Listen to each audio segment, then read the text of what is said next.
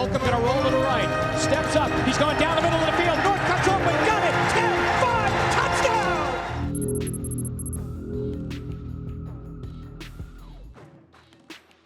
Hello again, everyone, and welcome to another installment of Club 46, driven by Bridgestone. You know the deal by now. We sit down each and every week with a former or current Cleveland Brown great, and we are thrilled this week to be joined by former Browns receiver Dennis Northcutt. Dennis, it's great to see you. Thanks for joining us for Club 46. It's definitely a pleasure to be on the show. Thanks for having me this morning. Absolutely. So we're going to get into all of it. We're going to go all the way back to the early years of Dennis Northcutt, all the way through his professional career, and we'll end by talking a little bit about what you're doing today and how life is for the former Browns receiver. But before we get into the beginning of your story, I always like to start by asking our former players for that one sort of lock-away memory that you have during your years as a Cleveland Brown. What is the one memory that comes to mind when you think of your time here in Cleveland? Well, I would have to say the one memory I would have to say the year we went to the playoffs. I mean, it was definitely a team that came together and was having fun. And I just remember that was, we didn't get a lot of moments to have fun in Cleveland, but that was a fun year to be able to smile a lot, celebrate a lot, and come together as a team. Yeah, boy, that was an incredible run. And we're going to get into that. We'll talk about all of that in a little bit. But let's begin at the beginning, Dennis. Take us back to your early years. What was life like for a young Dennis Northcutt growing up in California? It's a lot different from today. Today, most kids only play one sport. So you really like all or nothing. You either play baseball or nothing. You play basketball or nothing. Then you get a few kids that play both. For myself, I did it all. If it was football season, I played football. Basketball season, I played basketball. Baseball season, I played baseball. I remember, I think my first sport was basketball at 5 years old. And I played, all my sports was at one park. It's like I was born at that park. I had an older brother who played at that park. So it was all about me getting to the right age to be able to play at that park. And I started at 5 years old, and in basketball season, I played basketball. Baseball season, I played baseball. And then when I also did karate. I did karate. And then when I was 9 years old, that's when tackle football started. And I actually wouldn't even go play because I was so small. I was always small. So I was so small, but I had a cousin that played football, and I was up at the park actually just watching him play because it was summertime. You start football in the summer, and I just kind of sat back and was watching him and was like, you know what, I might as well summer. I'm bored. We didn't have video games and we didn't do all that. So it was like everything we did was outside. So it was like, you know what, I might as well. And it was funny because I barely made the team. I was so small, and I didn't play at all. But I played maybe a couple plays that year. I was a guy that sat on the bench, to be honest. And, because it was the 9, 10, 11-year-olds. It was Mighty Mike, they called it. And a couple times they put me in, I played running back. And a couple times they put me in, I showed flashes. And then I started being known as the kid you couldn't catch, very fast, very explosive, quick. And after that, it just kind of took off. But over the years, all the way up until I went to high school, I played basketball, baseball, and football. And, did you have a favorite? Basketball. Really? Basketball, I had to make, in high school, I played basketball my first 2 years, freshman, sophomore, and I had to make a decision because my freshman year, and I was thinking basketball, to be honest. My father was a basketball player, but when I got to high school, I say my first year of basketball, my first year of football was right here. But my sophomore year of football jumped up here, my basketball kind of was still here. And it was by far, that's when people started saying my sophomore year was like, wow, he got something. And, by my junior year, I had to make a decision. Do I play basketball or do I really focus on track, trying to develop myself as a football player and work on my speed and start trying to work on me? And, I made the decision. I said, well, you know what? I love basketball, but I was clear what my strength was, and that was football. And so I had to let basketball go, and it wasn't really a problem for me because football had totally took off. And so I let basketball go, and I just started running, and I ran track and trying to develop my speed and ran a quarter, ran 100, 4x1, and a 4x4 relays. And so and that's what I did. And also growing up, I did karate, and that was part of just, being active. My mom was a single parent, and trying to keep us out the streets. She kept me very, very active. So I didn't have time for nothing outside of school and my sports. I had a little time to hang out, but for the most part, my sports was kept me very busy. I know you heard it, idle time, right? Yes, yeah. I mean, as a kid, you go find some time to get into some stuff, and and I did. I mean, it makes me to the man I am today. I did. Yeah. I had a brother that's 7 years older than me, and I was trying to hang out in the streets with him. I was trying to hang out with my boys and create our own thing outside of what my brother and them had. But I did have a couple scares that was really like, man, I don't want this lifestyle. It does nothing. I'm either going to end up in jail or underground, and that's not something I really want. It's just not something I'm cool with. And I'm so, happy that I had football now, because football was taking off to get me out. So now I really start putting all my focus into football, like working out, training. Nobody ever had to tell me to work out. Nobody ever. I was asking people, how can I get better? What can I do? It wasn't, you should do this. Never in my life, nobody, you should do this. It was more, what can I do to get myself out? What can I do to make myself better? How much, Dennis, do you credit your football skills towards getting you out of that life of being a gangbanger and becoming a productive member of society and having a very solid body of work as a career in the NFL? How much did that motivate you? What role did that play exactly? It's one of those, it takes a village to raise an individual, to help an individual be successful. My coaches I had was like the grandfather figures. I had my same coaches from the time I started playing to the time I went to high school. And it's the foundation in which they set for me. I didn't have a father, but the grown men, which is mostly coaches, because I was so involved in sports, were that father figure. And they set good examples for me. It was foundation. They taught us how to be men. They taught us how to be coached. Nobody complained, nobody cried, and we won championships. We was winning, but nobody complained. This was part of it. We did something bad, it was consequences. We had times where we didn't come out ready to practice. We would run in the sand pit. We had a sand pit at the park I grew up at, and we had to run a sand pit the whole practice. Nobody complained. We worked. So when I got to high school, I was different because I felt like my foundation was so much stronger. I was wondering why people not like me. Why, as soon as the day I graduated junior high school, the next day I'm up in my school, the high school I was going to. When do we start? How do I do this?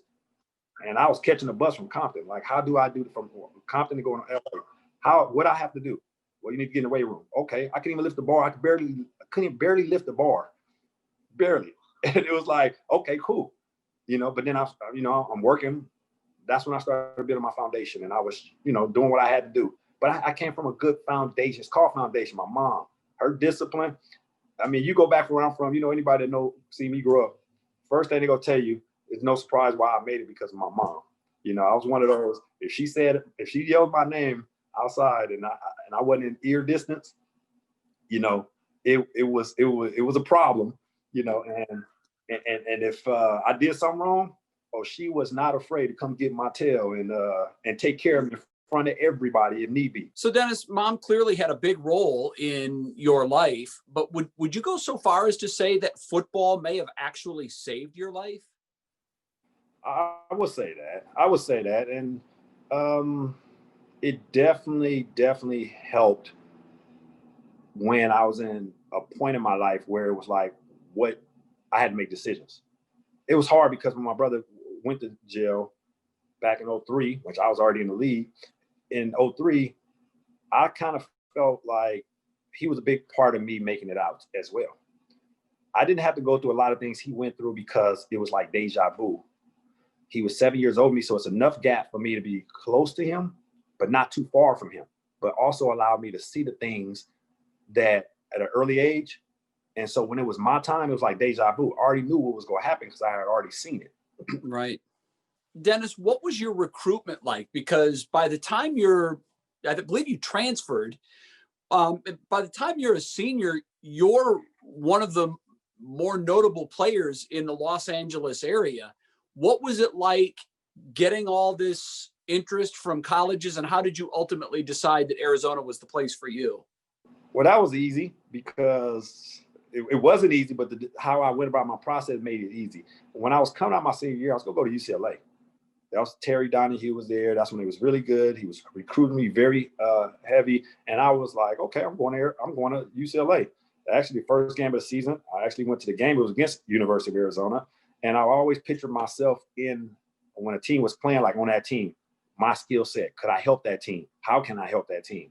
I was a running back then. So that's what I really did. I never even thought about receiver. And I was picturing myself as a running back because I played what kind of running backs they have, what kind of offense they running. And so middle of the year, towards the end of the year, Terry Donahue resigns. Now, coaching staffs go everywhere. I'm like, wow, that opens the door open for recruiting for me again. So now I think like the last game of my season, but before we went to the playoffs, we had John Robinson from USC. He was at USC, he came to watch Niall Diggs, my teammate at Dorsey High School. And he left, invited me to the UCLA game the next day. We played on Friday night the next day. And I remember I had 4 touchdowns. I had a big game. And I remember he put me in his office. He said, I seen you last night and we need you here. I want you here. I'm offering you a full scholarship right now to USC. I don't need to see nothing else. He said, that's the only game I see. I don't need it. What I see, you can help us. And he said, our recruiting coordinator for the area is Dennis Northcutt. He's going to give you a call, but just know you have a full scholarship here at USC. How did you know that USC wasn't the school for you? Because for most kids, it's right there in your backyard. It's familiar to you. It would give you incredible swag in your neighborhood if you came home with a Trojan sweatshirt on. But you said no. How did you do that? Everybody was heavy recruiting me. Arizona was like, you're our guy. We want you. I went on a trip. My mom went on a trip. That's the only trip she went on with me. And she was like, sign now. Didn't sign. I said, Mom, it's a process. I got it. I got to go through the process to make sure I'm making the right decision for me. Not because it's pretty in Tucson or, I said, let me go through the process. She said, okay, God. Because she knew you're our guy, but at some point we'll have to move on. No problem. I got to go through the process. So USC, Dennis Thurman called me. He set up a home visit. And he was supposed to come by. He skipped the whole meeting. Never called, never canceled, nothing. Oh, wow. So I'm still liking SC because it's at home. So I'm like, he called the next day or something. I'm sorry, blah, blah, blah. So, okay, I know things happen. Okay, cool. Give you another shot. Man, I'm going to come again, blah, blah, blah. He missed 2 home visits. No. My mom was done. But because it's SC, I'm trying to like, okay. But when he called a second time, it's like, Dennis, look, this is what we thinking. Won't you go to junior college for a minute and then don't take all your credits. So it's almost like, you can still have your 4 or 5 years, but you so small. I basically just hung up on him. And, cause it's like, no, I'm good. Don't even worry about it. And that was that, to be honest. So it kind of, and also I was already, Arizona was it for me. So it was like, see, it worked itself out. What was your transition from being a high school football player to being a college football player? Did you ever go through a stretch where you looked around and said, I don't belong here? What was that like? Not at all. Arizona, I was the only freshman that didn't redshirt. Really? I was the only freshman that didn't redshirt. So for me, I came in running. And once again, what did I do when I went to high school? The very next day after I graduated. Well, same thing went for here. We graduated late June in LA. So we graduated late June. A week later, Rodney Williams, who ended up playing for the Oakland Raiders, San Diego Chargers, was a very good friend of mine. Well, he wasn't, but I met him on my recruiting trip and we became cool, tight, exchanged numbers. He was down here. He said he was going back to Arizona. I was like, well, I want to come. See, this is all me doing. Nobody's telling me to do this. I went back to Tucson with him, I packed up my stuff. I was gone. So we don't post report to August, in the end of July. I was gone. I'm out here. I'm going to go get it in, start working. I knew how to work. I had a good foundation. Like I said, with coaches that implemented me hard work, discipline, structure. So I knew you had to work hard to get what you want, to be good. So I left. I went down right away, got a little job for the little 1 month I was there and, to help pay some bills and take care of some things and, and right away. And that's why in camp, and I was a running back. And I was small. I went to Arizona at 148 pounds, 5'10", 148 pounds. And wow. Coach told me, rest in peace, Coach told me, Dick told me, he told me, and I told every school this, I don't mind playing a different position, but you got to give me an opportunity to play running back. That's all I ask. Just give me an opportunity in camp. Just give me an opportunity. That's all I ask for. So how did it happen that you were switched from running back to wide receiver? In camp, they said, okay. They put me with the defensive backs, cornerbacks. They put me at the corner in camp. But then during camp, they said, all right, we'll give you your opportunity. Here you go. Well, let's just say my first game of the season, I ended up playing running back. And because, you can't measure a man by, by his size. You got to measure a man by his heart. So I had very success in camp. So they moved me back to running back. So the first game I played running back, and what I did realize finally that everybody else, was trying to tell me, I was like, wow, them college linebackers coming there on that block is running the ball is one thing, because if you got running skills, you can get in there, and if you want, your toughness. But you can be all tough as you want.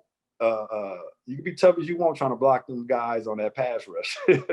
Yeah, 150 versus 250. That's tough. Yeah, it's just a different world. So, and so then. So did you switch to wide receiver then early in your freshman year? No. Yes, really? That freshman year, but the next game. So I only played that one game at running back. The next game, the next two games, I played cornerback. The second game playing cornerback, I was playing behind Chris McAllister. How much time was I really going to get? A former first-round pick of Baltimore. I was playing behind Chris McAllister.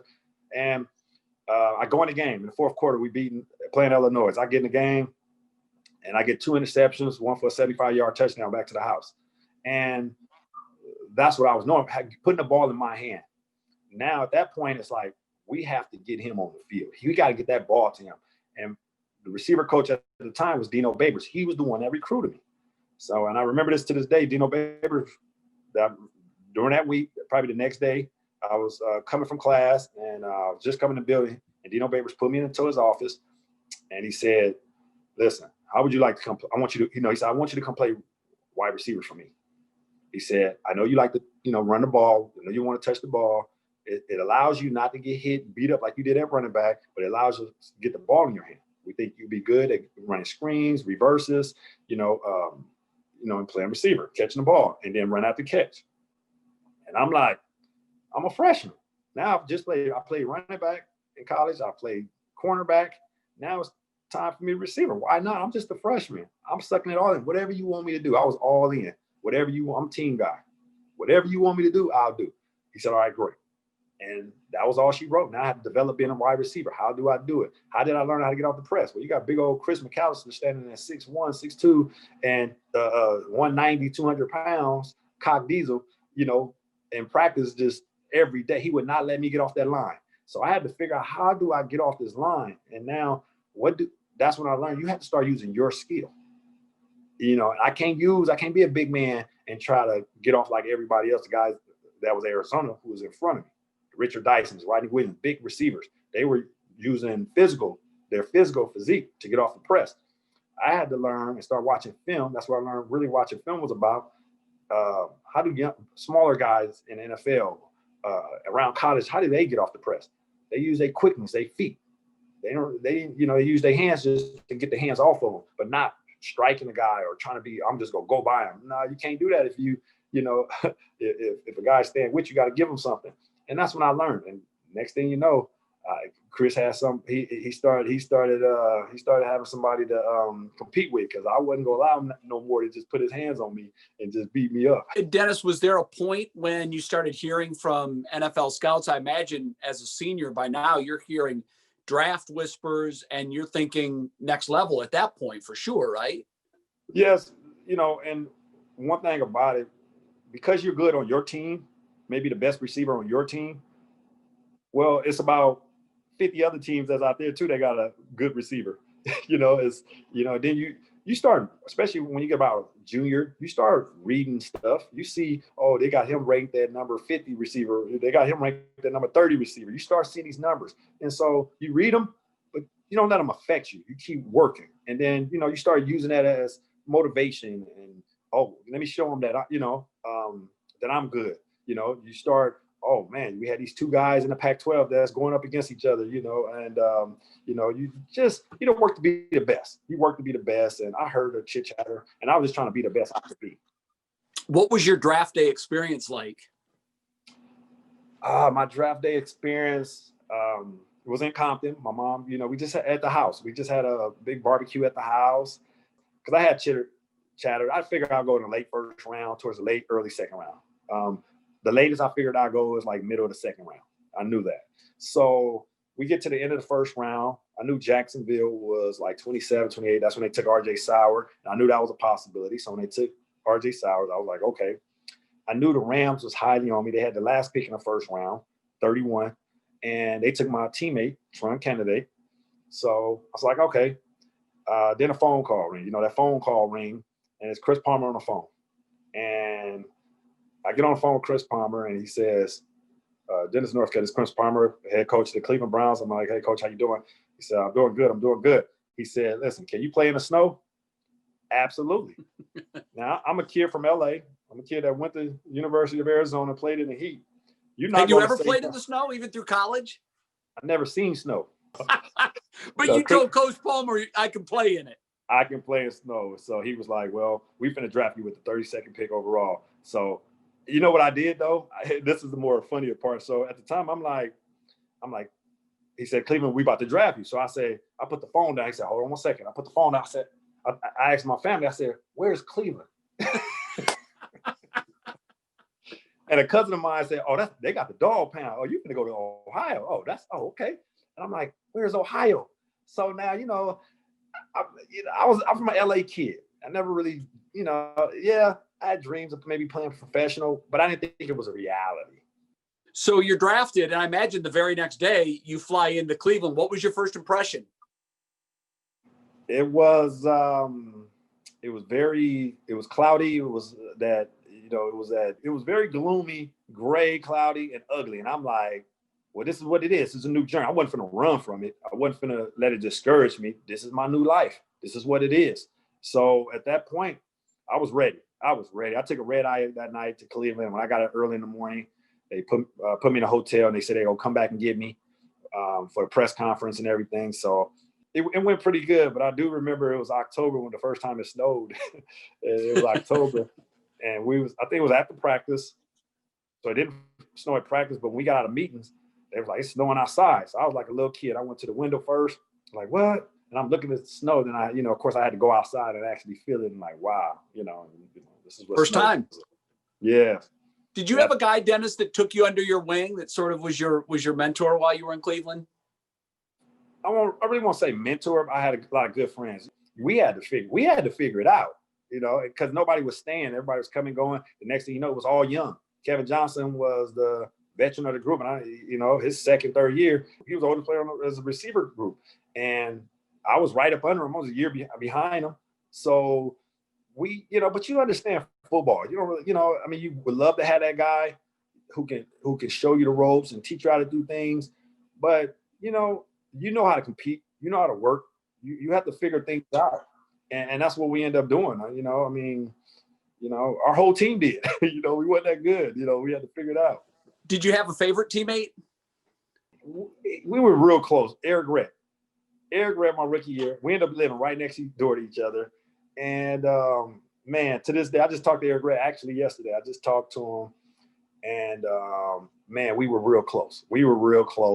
And Eric was like on his eighth year.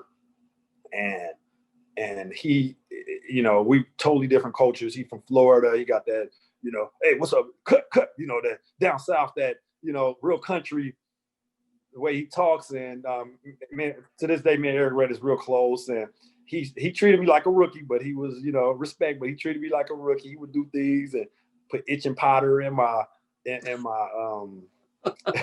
in my bag. I'll be at practice like, oh my God, why is this?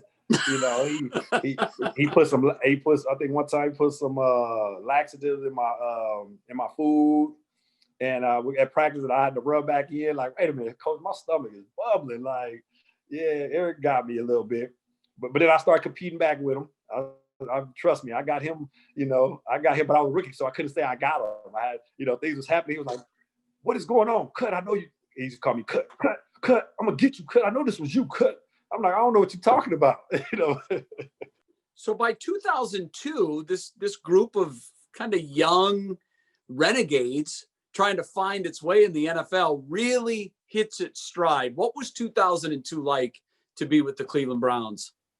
Yeah, so after 2000, they fired Chris Palmer, and Butch Davis comes in, he bring in Bruce Arians and all this whole new coaching staff, Terry Robisky, all these coaches, and we started building from there. So I think in 2001 was, it wasn't better than really 2000, but it was a start. And you start seeing glimpses. And also with that 2001 team, Bruce Arians, he wanted Kelly Holcomb. He brought over Kelly Holcomb back up, who was at the time Peyton Manning's backup in Indianapolis. So he was a veteran. He understand the system that Bruce Arians brought in, and plus we needed a quarterback that we had a lot of. I had 5 quarterbacks my rookie year, 5 starting quarterbacks, and 15 in 7 years. So Kelly Holcomb was one of them, and we always had trouble with the offensive line. Always had trouble with the offensive line, so quarterbacks was getting hurt, and Tim Couch got hurt. And when Kelly Holcomb came in 2002, it was all she wrote because he knew the offense. He knew what guys needed to be. I was on the second team with him. And so he took a liking to me. We had chemistry. Holcomb back, steps up, down the middle. Northcutts open. He's got him at the 15. He's out of a tackle at a 10. 5, touchdown. We got us a ball game. And, that's what helped me be successful, and allowed me to be help the team that year, and it just that became fun, kind of really fun because Kelly, he knew the offense very, very good, and he knew what guys needed to be. So in places that you probably would never get the ball, you was getting the ball now because he understood, where the defense was probably if the defense did this is where the ball should go, and we started having success, and it was good, that's why 2002 it was really fun. It was really fun. We had young receivers. We had Andre Davis, myself, Quincy Morgan, Kevin Johnson, and when you start winning, and Terry Robisky was our receiver coach, and he was so good. He was so good with coaching young guys, and he'd be around forever. And just getting us to work together, and the no I in team, and helping us understand what the game was about, helping us be professionals. That's what it was about. So that 2002 team ends up in the playoffs, and lo and behold, you get to play your old friends, the Pittsburgh Steelers, a team that twice in the regular season you guys had leads against, and both times they came back to win. What was the mood going into that week, knowing that it was the Steelers again? Well, you just said it. We played against them twice, and we had lead on both of them. We had leads in both games, and probably should have won them games, but we didn't. So we knew we can play with them, and we knew they can be beat.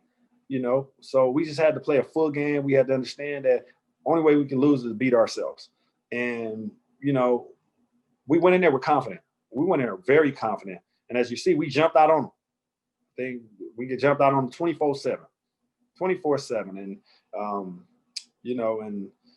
unfortunate they came back, and then the one person who has the opportunity to put the game away, he ended up dropping the ball, and that was myself. And to this, I tell people all the time, and I'm always carry that on my shoulders, for dropping that ball and being able to put Cleveland in the second round of the playoffs.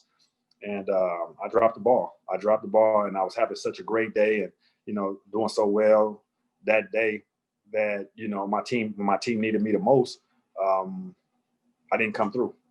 You did have a great day. You had already had a touchdown or two, I believe. You had a big punt return that set the team up for another score. It really was one of those old-fashioned NFL shootouts. The weather was just right for it. It was a Pittsburgh playoff football day. Yes. And it's so unfortunate that that of the thousands of balls that have been thrown your direction, so many great catches, so many big plays, so many touchdowns, that's the play that Cleveland tends to cling on to and remember you most for. What is your thought on that?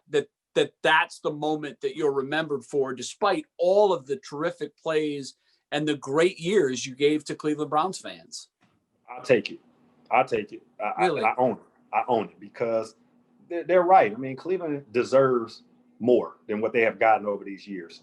You know, they deserve so much more. We had an opportunity to do something special. And as a ball player, as a professional athlete, you're paid to do a job, plain and simple. And fans, that's how the fans look at it. The fans don't want to hear what happened or you seen a corner, or they don't want to hear about none of that. They want you to make plays, help their team go as far as they can, win a game, and plain and simple. That's what they look for. And, I mean, I get it. I wear it on my shoulders and I wear it and I accept it as a grown man. I make no excuses, because it's not about what you did early in the game or you had 2 touchdowns, you had a big punt return. What did you do on 3rd and 12 when your team needed you most? I dropped the ball, to be honest. I dropped the ball. And if I had to do it again, of course, but you don't get those opportunities in life sometimes. That's why you got to take advantage of when you get it. Of course, you probably did about 20 times. I'll probably catch 20 out of 20 now, but you don't get those opportunities sometimes. Yeah. You got to take advantage of them when you get them. I don't know that I've ever seen an athlete take that kind of ownership with a play that in so many ways kind of defined their career, but you really have owned it. You're human though, and you have ears and you hear what people say. What were those hours, days, weeks, months like after that you continually heard about one play? I mean, yeah, it hurt. It hurt bad. But I knew the best thing that helped me get through it is I knew what kind of person I was. I knew the work I put in. I knew my work ethic. I knew I put everything out on the line. And it wasn't lack of work. It wasn't lack of effort of preparation. It definitely wasn't that. Like I said, and I just dropped the ball. It was one play. I didn't have it all in that one play. And, I was able to hold my head up because I knew what kind of player I was. I knew my person. I knew my personality, my character. And so I was able to hold my head up high and walk around and get back to work. What do you think about when you think about Cleveland Browns fans? I always said fans are fans. The definition of a fan is you're doing good, they love you. If you're not doing good, they don't like you. Plain and simple. It's just, it's part of it. And, that's just the definition of a fan. So I get it. It's their team. That's the team that they grew up with. A lot of them generations of, generations on generations of rooting for their home team and wanting success, especially with the Browns not having a lot of success. Oh man, yes, they go dog me. They go dog me because I had that one opportunity to give them a lot of success, give them something to really hold on to. We going to the second round of playoffs. We're gonna go play the Oakland Raiders. Who knows what can happen? The Oakland Raiders went to the Super Bowl that year. Who knows what can happen? So, I robbed them from that opportunity to see what could have happened. So, for those who love me still, I appreciate it. For those who want to blame me still and still have a grudge about it, I understand that too. It's part of the game. It's part of the business. I get it. That might be one of the most professional things and mature things I've ever heard a pro athlete say. Thank you. Well, I have kids, man, and I teach them this every day. Every day I teach it, especially my son who's playing sports. I teach him, and I try to teach kids this, but most importantly, my son. This is what it is. This is what it is. You got to own it. You put in the work. Trust me. That's where your confidence comes from, by putting in work. You put in work, everything else will take care of itself. One of the smartest things I ever heard a former player say was, if you think it's hard to get to the league, try to stay in the league. And there is that constant competition. Every year, a new draft class is coming in, and they're younger and sometimes more talented. And for anybody that sticks around 1, 3, 5 years, that's an incredible accomplishment. But to do that for 10 years is quite an achievement.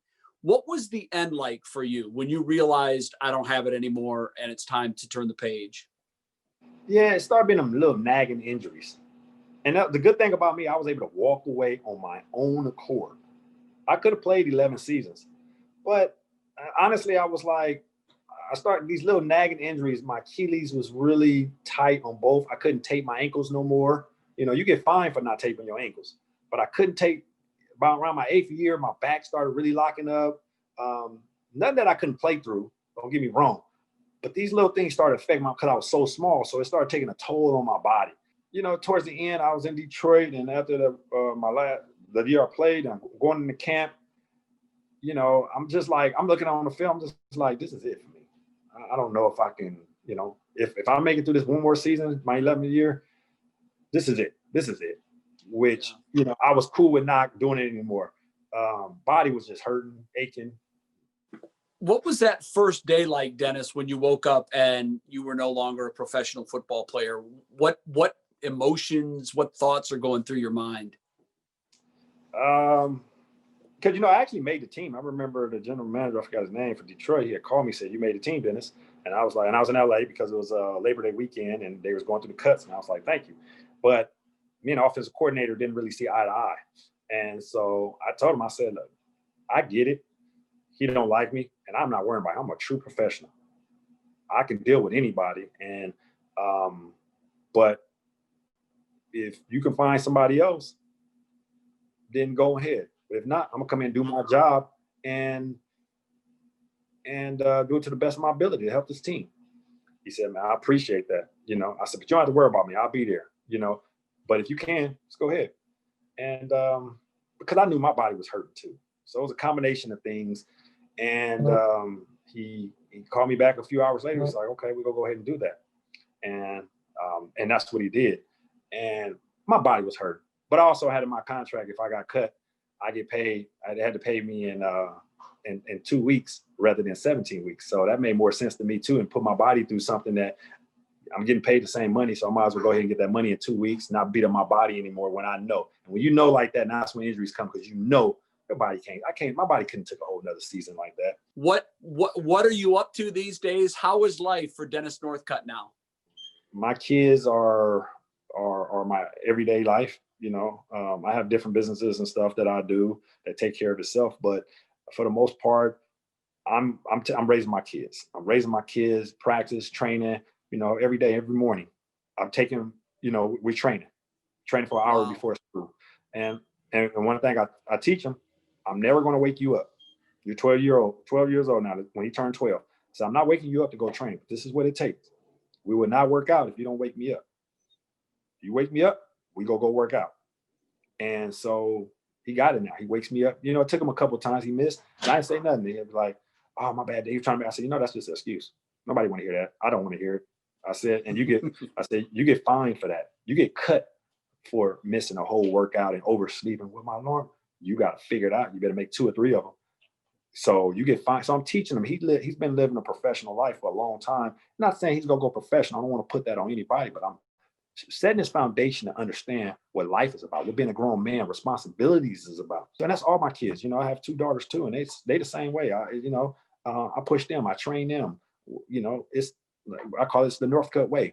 It's the Northcutt way. This is how we go do things. You know, we gonna be no excuses, hard workers. I like to call it blue collar workers. And I got that from being in Cleveland and all the factories and, you know, seeing people in Cleveland grind. And, you know, I say this is a blue collar town. So, you know, I like to consider myself the same as just like y'all, blue collar guy. I work for mine too. And so I want my kids to be raised the same. I think Cleveland fans would love to hear that. I do. I think that they would, they'd be very proud to know that during your time here, you took something from them. You know, I want to say it's an honor to be able to come back and be a part of what Cleveland is going on, because I'm always going to be a Brown to heart. No matter if I went on and played for other Jacksonville and Detroit, it doesn't matter. People associate me with the Cleveland Browns, and I love it. You know, I love it. I love what they got going on. I mean, I used to always be asked, you know, what do you think Cleveland gonna do? When you think Cleveland gonna be good? I used to say, not until they get a franchise quarterback. You can't start a organization and have success until you get a franchise quarterback. And how good Baker Mayfield is going to be, we don't know. You know, you define You define yourself by what you do. So we'll see at the end. But right now, he's a leader. I love his energy. He's poised. He don't lack confidence at all. And No. And Cleveland is building around him the right way. They have offensive linemen. They have abundance of talent around him, a good defense, and, and good coaching staff now. I think now they can settle down and, continue to build rather than always trying to turn over and put a foundation down. Now I feel like they got the foundation. Now let's build on the success. And I love it. I just love the way they poise, the way they play. And, I can't wait to see him in the playoffs this year. It's been a fun run. Hopefully it continues. Dennis, Thank you again so much for joining us on Club 46, driven by Bridgestone.